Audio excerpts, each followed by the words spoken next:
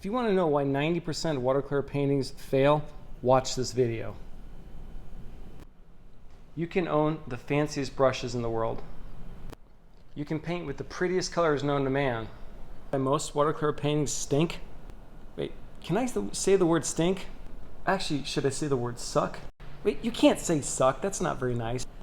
Okay, we'll stick to stink. The number one reason why most watercolor paintings fail is because of this. And the answer is bad watercolor paper. I want to illustrate first off how important paper is in watercolor. And I'm going to start by taking a little bit of burnt sienna here on my palette. And what I'm going to do is I'm going to put this down. Now, do you see what's happening to that color? The color looks like it's going right through the paper. It's setting into the paper immediately and going right through the paper. And that's because it is going right through the paper, because this is just printer paper. This is just cheap printer paper I got at home, and the color is soaking right through the paper. Now, if I take a paper towel here and try to get this color off the paper, you're going to find that you can't get the color off the paper because it's already soaked through the paper completely.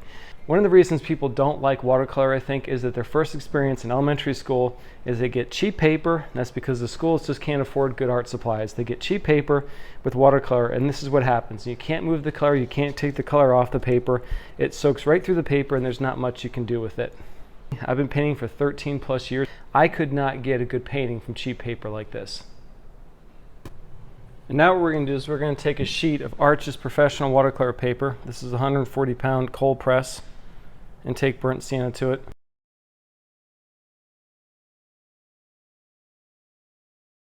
Let's go back to our printer paper after about 5 minutes. We can touch this, and this is still a little bit wet, but you're not going to be able to get any color off of this. You could take a brush, smaller brush, and put some water on top of this, and then try to dab and lift off some of this color. Some more water. And you might get just trace amounts of brown that come off, but you're not going to be able to lift the color off this paper.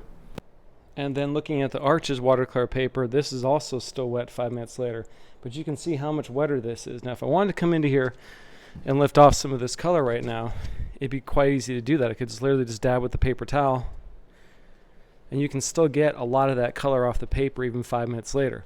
With the printer paper, it doesn't come off because printer paper is not designed for that. It's not good paper. I hope this little paint demonstration today helped you understand that the importance of having good watercolor paper is probably the most important thing in the whole process. If you like this content, hit subscribe. I'll have more watercolor tutorials in the future. Thanks a lot, and happy painting.